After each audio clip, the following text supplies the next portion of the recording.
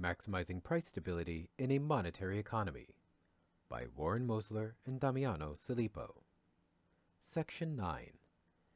Costs and Benefits of a Labor Buffer Stock Policy.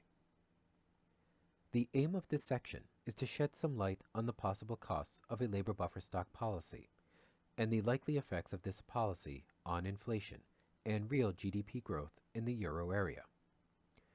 What would be the cost for the ECB to implement such a program of transitional jobs?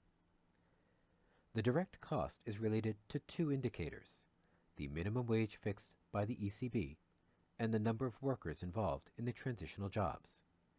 Currently, the minimum monthly wage in the euro area countries ranges from €300 in Lithuania to €1,500 in Belgium and €1,923 in Luxembourg. As before, assume the ECB establishes transitional jobs requiring 35 hours per week at a salary of €7 per hour. Footnote 9. This corresponds to a monthly wage of €1,052.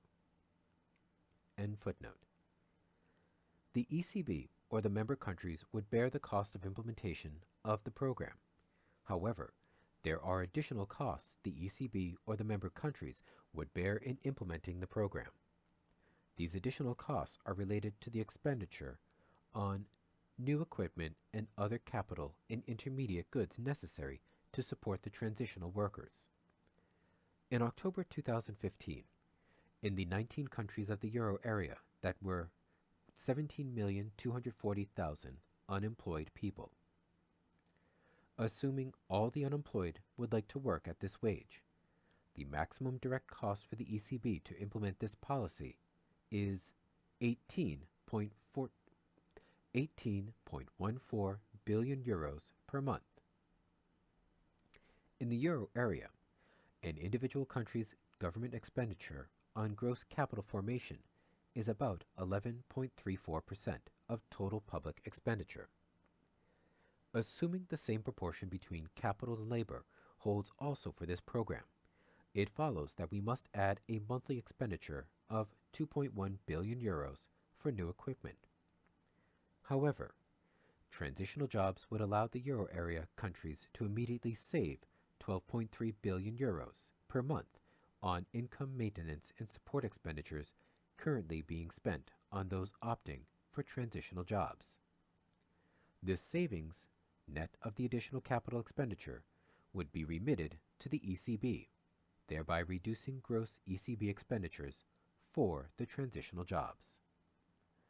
Therefore, the total expenditure for implementing the transitional job program would be about €8 billion per month. 18.14 between 18.14 and 10.2 billion euros.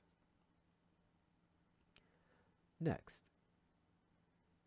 18.14 minus 10.2 billion euros. Next, we estimate the impact of €8 billion per month by the ECB on nominal GDP in the euro area. In the first quarter of 2016, the increase in nominal GDP is equal to €24 billion, which is the net amount necessary to implement the program. In the subsequent period, the ECB expenditure is the same, but the nominal GDP continues to increase due to the multiplier effect. Let us assume the propensity to consume is equal to 0.92%. Footnote 10. This is assumed by the Federal Reserve, and it is also consistent with what was estimated by Lawrence et al. 2010 for the government spending multiplier when the zero interest rate lower bound is effective. End footnote. Even if the ECB expenditure for implementing the labor buffer stock policy remains fixed in the subsequent quarters at €8 billion, nominal GDP continues to increase by the amount reported in column 1 of table 3, due to the aggressive income multiplier effect we selected. Assuming exogenous nominal GDP growth, The results of the forecast analysis for inflation and real GDP growth are reported in columns 2 and 3 of Table 3. The results of the forecast show that the expense of funding an employed labor buffer stock policy by the ECB would result in a rate of inflation that hits a high of slightly over 2% before falling back under 2% and settling back to 1.65% after approximately 3 years. That is, even with the aggressive assumptions, there is no evidence that the expense of an employed labor buffer stock program would generate unwelcome inflation. Moreover, with less aggressive assumptions regarding the size of the multiplier as well as our assertion that an employed labor buffer stock policy is a superior price anchor to today's unemployment policy, the model would show even lower inflation as a result of the ECB's net funding of the transitional jobs.